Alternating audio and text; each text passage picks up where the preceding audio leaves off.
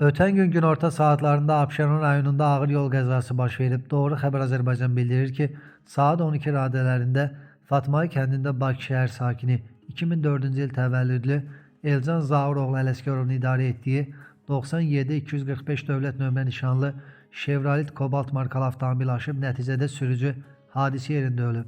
Bildirilir ki, Elcan avtomobili taksi fəaliyyəti məqsədi ilə istifadə edilmiş, faktla bağlı araşdırma aparılır. Baş Dövlət Yol Polisi İdarəsi hadisə anının görüntülərini yayıb, bildirilib ki, ilkin ehtimala görə faciəyə sürücünün sürət həddini aşması və əks zolağa çıxması səbəb olub.